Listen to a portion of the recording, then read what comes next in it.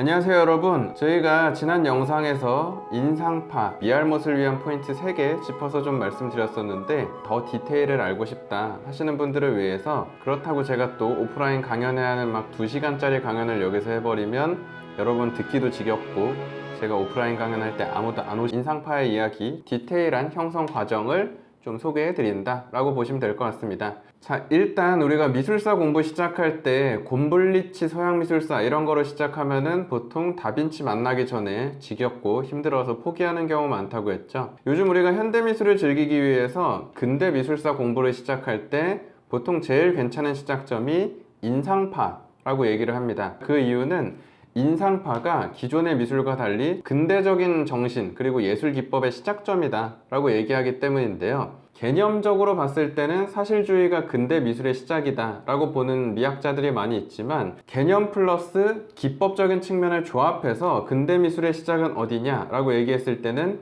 인상파를 훨씬 많이 짚기 때문에, 일반적으로 근대 미술의 시작점을 좀 공부하려고 한다면 인상파부터 시작하는 게 괜찮다 라고 얘기하는 거고요. 또 하나의 이유는 우리나라의 인상파 전시가 너무 많습니다. 굳이 뭐 역사를 알아야 된다거나 혹은 종교적인 믿음이 있다거나 이런 거랑 상관없이 누가 보더라도 부담 없이 아름답고 예쁘게 즐길 수 있는 작품이 많기 때문에 인상파가 좀 인기가 많죠. 그래서 전시도 많고요. 그러다 보니 인상파부터 시작하면 우리가 애호가로서 전시 즐기러 다닐 때 괜찮기 때문에 인상파부터 좀 미술사에 대한 이야기를 시작한다 라고 기억하시면 될 것 같습니다. 서론이 좀 길었지만 인상파에 대한 접근을 좀 시작을 해보자면, 자, 인상파의 시작점에 있었던 예술가는 사실 모네는 아니라고 했죠. 이름 비슷한 마네 라고 말씀드렸는데, 이 사람 집안 좀 잘 사는 집안, 아버님이 이제 법관으로서 일하시던 집안이라서 나름 괜찮은 집이었죠. 근데 아들이 화가하겠다라고 해서 이 아들이 이왕이면은 좀 아카데미가 좋아하는 클래시컬한 미술을 했으면 좋았을 텐데 좀 진보적인 그림을 그렸죠. 당시 논란이 됐던 작품이 요 풀바디의 점심 식사란 작품이었는데요. 이 작품이 당대 이제 최고의 공모전이라 할 수 있는 살롱전에 출품됐다가 온갖 욕이란 욕은 다 먹고 탈락하게 되죠. 당시 같이 출품되었던 작품이 지금 보고 계신 카바넬의 비너스의 탄생이라는 작품인데요. 두 작품 같은 살롱전에 출품됐는데 카바넬의 작품은 극찬을 받으며 전시가 됐고요. 마네의 작품은 욕을 먹으며 탈락하는 상황을 겪었죠. 이 둘의 결정적인 차이가 뭐처럼 느껴지시나요? 오히려 공통점이 막 눈에 띄죠. 둘 다 누드인데? 이런 생각이 사실 들 수 있지만, 결정적인 차이는 카바넬의 작품은 일반 시민이나 사람들을 그린 게 아니라 여신, 비너스를 그린 데다가 비너스마저도 화면 밖에 감상하고 있는 우리를 뭐 노려보거나 바라보지 않고 뭔가 부끄러운 듯한 모습으로 투명한 살결로 이렇게 표현이 되어 있죠. 근데 마네의 작품 속의 여인은 숲속에서 마치 미래를 즐기고 있는 듯한데, 남자들 앞에서 옷이 벗겨져 있는데도 부끄러워하는 거 없이 오히려 화면 밖에 있는 우리를 당당하게 쳐다보고 있는 그 시선이나, 혹은 왼쪽 아래 헝클어져 있는 이런 도시락을 보면서 뭔 일이 여기서 벌어졌겠냐, 이런 은유적인 표현들이 많다 보니까 주제에 대한 표현법이 달랐던 거고요. 색에 대한 접근법에 있어서도 기법 자체는 약간 클래식하게 보일 수도 있지만 차분차분 이렇게 밝은 색깔들을 쌓아 올리는 게 아니라 오히려 어두운 색을 훨씬 많이 사용하면서 좀 밑색 없이 강하게 색을 치고 올라오는 게 마네의 스타일이다 보니, 속된 말로 꼰대 같은 그런 심사위원들에겐 얘는 뭐야, 주제도 이건 뭐고 색도 기본기를 안 지켰어 이러면서 욕을 먹었던 거죠.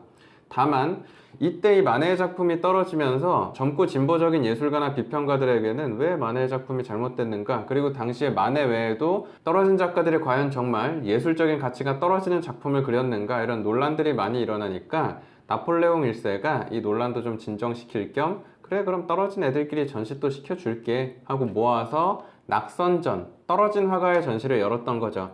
사실 이게 마케팅적으로는 신문이나 이런 데 보도하면서 얘네 떨어질만 했다라는 걸 일부러 의도적으로 좀 노출시켜 우리가 떨어뜨린 이유에 대한 당위성을 증명하기 위한 전시였다고도 소개되는데요. 당시에 실제로 시민들은 가서 특히나 이슈가 됐었던 이 마네 작품을 해하려고 하는 사람도 많아서 전시할 때 높은 데 붙여놨었다고 합니다.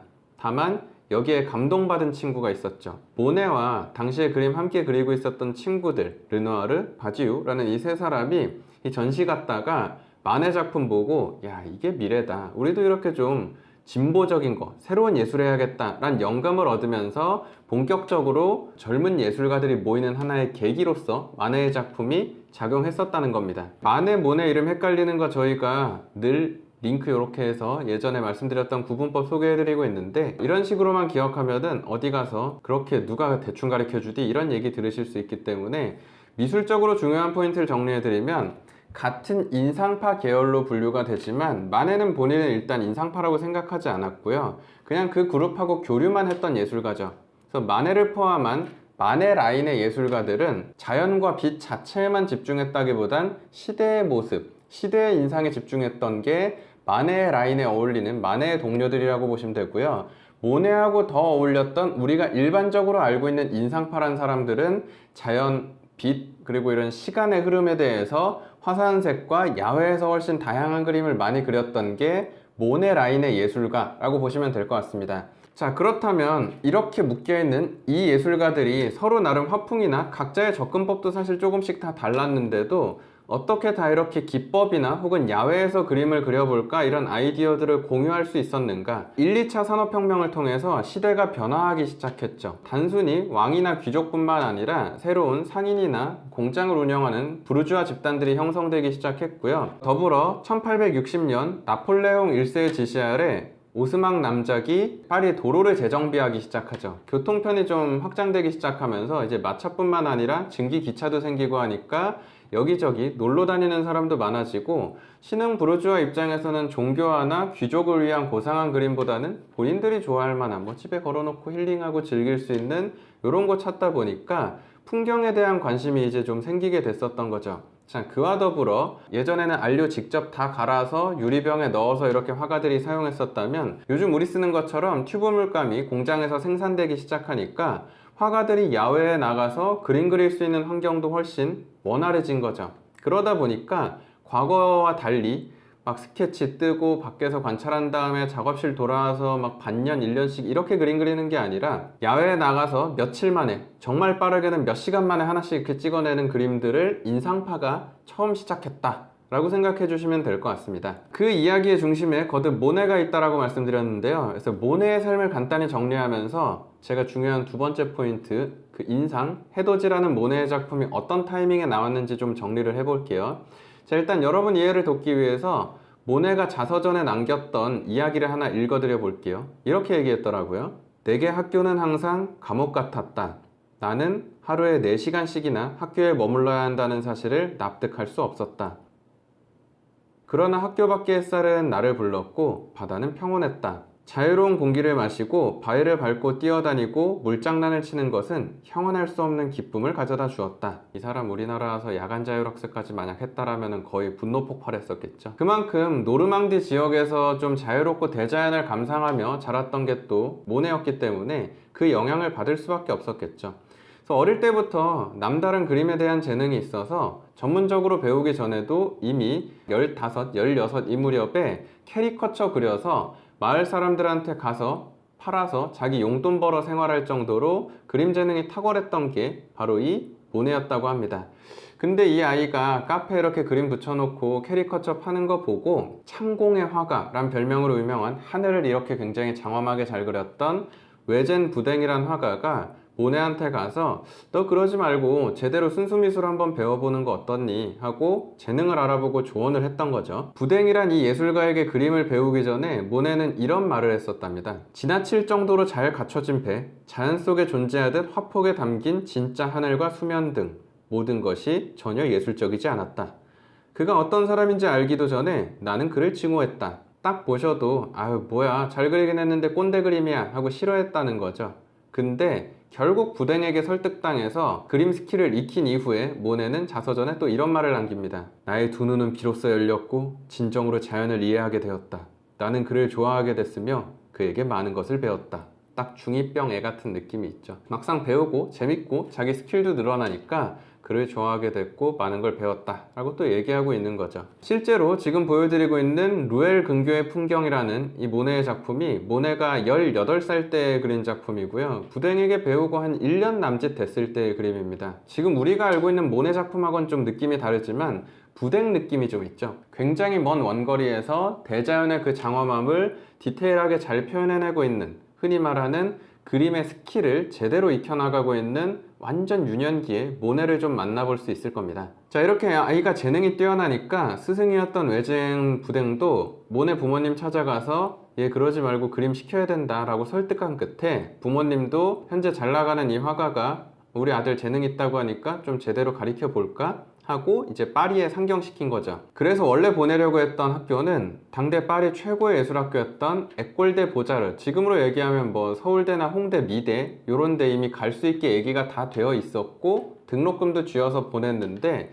가가지고 학교 수업하는 거 한번 쭉 둘러본 모네가 거기 등록 안 하고 그 옆에 있는 아카데미 쉬즈에 등록하게 됩니다. 이 아카데미 쉬즈라는 곳에서 피사로라는 후에 이제 동료로 함께 활동하게 되는 선배이자 동료도 만나게 되고요. 그 공간에서 또 세잔이란 화가도 배웠었기 때문에 이래저래 그 공간을 통한 인맥들이 좀 형성되기는 합니다. 다만 대학 가라고 돈 주고 보냈는데 상경에서 학원 다니고 있으면 부모님 입장에선 분노할 수밖에 없겠죠. 그래서 재정 지원 끊어버리니까 결국 어쩔 수 없이 고향으로 돌아가게 됐던 모네는 군대로 가게 됩니다. 쓸데없는 얘기지만 저도 사실 대학에 가서 서양화 배울 때 학교 안 나가고 전국 돌아다니면서 사진 찍다가 학사 경고를 받는 바람에 군대로 도피할 수밖에 없었는데요. 모네가 군대에 입대해서 알제리에 갔다가 1년도 안 돼서 장티푸스에 의해서 의가사 전역을 하게 됩니다. 그래서 다시 고향집으로 돌아오죠. 당시에 외젠부댕의 친구였던 네덜란드 출신의 예술가 용힌트란 사람을 만나서 그림을 같이 그리긴 했지만 맨날 술 먹고 띵가띵가 놀기 시작했던 겁니다. 근데 기억하실 건 용힌트란 예술가도 굉장한 사람입니다. 그래서 용힌트 만나고 모네가 자서전에 또 이런 말을 썼습니다. 그는 자기 작품의 모티브와 기법을 내게 설명해주면서 부댕이 눈뜨게 해준 가르침을 완성해 주었다. 이후 용힌트는 나의 진정한 스승이 되었고 나는 그에게 두 눈으로 할 수 있는 마지막 훈련을 빚졌다. 본인 자서전에 이렇게 극찬을 했을 정도로 용힌트의 영향까지 받으면서 지금 용힌트와 이렇게 모네 작품 비교해 보시면은 또 닮아 있죠.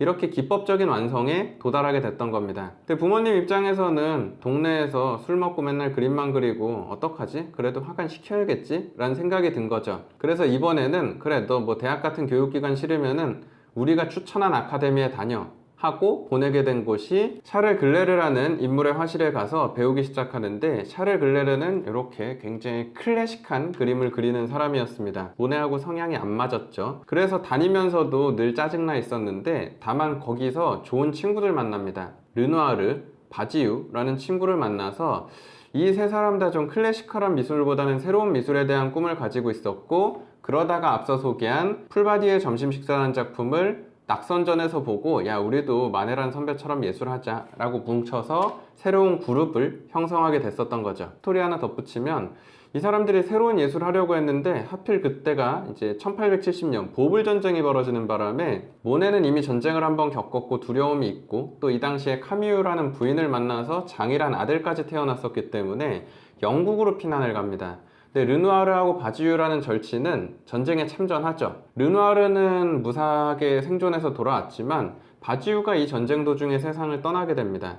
그래서 사실 인상파 형성이 조금 더 늦어졌다라는 얘기도 있는데요. 모네는 이 시기에 영국에 가서 템즈강 연작을 그리게 되고요. 영국 예술가였지만 반세기 앞선 선배에 해당했던 윌리엄 터너의 작품을 볼 수밖에 없었을 거라서 영향을 받았을 거다라는 얘기도 많이 나돌고 있습니다. 그 이후 이제 모네가 돌아와서 피사로나 뭐 세잔이나 르누아르나 이렇게 마음 맞는 사람들끼리 모아서 사진가였던 나다르라는 친구 작업실에서 무명 화가, 조각가, 사진가 협회전이라는 걸 열게 되는데요. 두 번째로 꼭 기억해야 된다고 말씀드렸던 모네의 좀 초기 상징작 인상 해돋이라는 작품. 이 작품이 당대 비평가였던 루이 르로이라는 사람에게 야 날로 먹은 그림에 깊은 인상을 받았다. 벽지가 더 완성도 있겠네. 뭐 이런 얘기 듣게 되면서 그 비꼬는 말 임프레션 이런 단어 때문에 이 사람들이 임프레셔니스트, 인상파란 이름을 갖게 됐다고 했죠.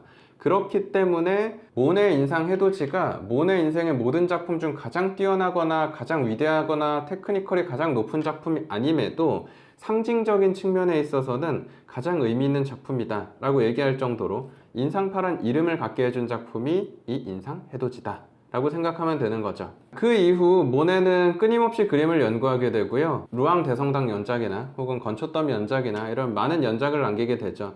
다만 본인의 어찌 보면 청춘의 연인이었던 카미오가 세상을 떠나게 되자 인상파에서 사실 교류하는 것도 모네는 서서히 줄어들게 되고요. 마지막에는 인상파 전시에도 참여하지 않게 됩니다. 그래서 마지막 인상파전을 이끌었던 리더는 오히려 드가란 사람이었고요. 1886년 8번째 인상파전이 열리게 됩니다. 다만 여기서 인상파는 생명을 다했다는 평가를 받게 되는 게 드가가 나름 파스텔화를 잘 연구해서 목욕하는 여인 연작을 이렇게 들고 나와서 극찬을 받았지만 그 바로 옆에 걸렸던 작품이 이제 모네나 르누아르가 빠진 그 공백을 채우려고 섭외했었던 신예 작가 쇠라의 작품이었는데 쇠라 저희 채널에 소개됐었죠. 정말 집요하게 점 찍는 사람이라서 더 힙한 게 딱 튀어나와 버리니까 드가나 인상파 화가들은 이제 약간 뒷방 늙은이 취급을 받는 상황이 되어버리면서 자연스럽게 인상파에서 신인상파로 넘어가는 이 상황이 됐었던 겁니다. 자, 여기서 신인상파 말고 인상파에게 중요한 화법이 속화, 이렇게 빠르게 그리는 붓터치 같은 것들이라고 했죠. 이걸 이해하기 위해서 모네의 후기작을 좀 정리해드리면 전쟁 이후 시민들에게 좀 작품을 기증할 수는 없을까라는 이제 부탁을 받고 모네가 직접 기증한 이후 모네 사후에 이제 완성된 공간이 바로 이 오랑주리 미술관인데요. 실제로 혹시 가보신 분들은 느끼시겠지만 특히나 이런 대형 수련 연작은 가까이서 보면은 이게 뭘 그린지 알 수 없을 정도로 거의 추상화처럼 보이는 수준입니다. 형태 하나하나가 디테일하게 정리되어 있다기보다는 그냥 색만 퍼져 있는 수준이지만 멀리 가면 갈수록 수면이 보이고 연꽃이 보이고 구상적인 형상들이 눈에 띄기 시작하면서 재미를 찾고 감상할 수 있는 게 모네의 작품이죠. 자, 특히나 인상파 예술가들이 전반적으로 다 빠른 붓터치를 썼지만 모네가 가장 빠르고 가장 감각적인 붓터치를 많이 썼기 때문에 인상파의 실질적인 시작인 동시에 정신적인 리더다 라고 평가받는 게 모네죠. 그래서 제가 요 세 가지 모네, 인상해돋이, 속도를 기억해달라 라고 부탁드렸었는데요. 좀 에피소드를 소개해드리면 안타깝게도 빛의 화가 란 타이틀을 가지고 있었던 모네의 말년기 작품은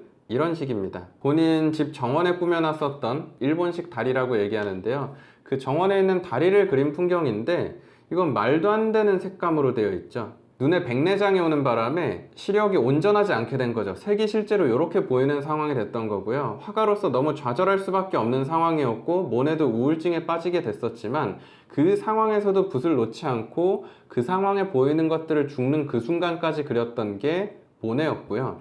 그래서 좀 과하게 모네를 극찬하는 미학자들은 추상의 영역을 연 것도 세잔이나 피카소 이전에 모네의 영향일 수 있다 라고 극찬하는 사람이 있을 정도인 예술가가 모네라고 보시면 될 것 같습니다. 혹시나 인상파 전시나 오르세 미술관 이런 데 가서 작품 보실 때 단순히 그 사람의 인생뿐만 아니라 이게 얼마나 빠르게 붓터치를 썼는지 밑색이 있는 것 같은지 없는 것 같은지 혹은 화가별로 흰색을 얼마나 더 섞어 쓰는 것 같은지 색의 채도나 색의 밸런스를 어떻게 맞추는지 이런 거를 이제 찾으면서 보시면은 화가의 작품마다 시각적으로 다른 매력이 존재할 겁니다. 혹시나 이 영상으로도 난 좀 더 정확히 알고 싶어요 하시는 분들은 지금은 코로나 때문에 좀 그렇긴 한데 제가 주기적으로 미술사 강연을 하고 오늘 준비한 영상은 여기서 마치도록 하겠습니다. 감사합니다.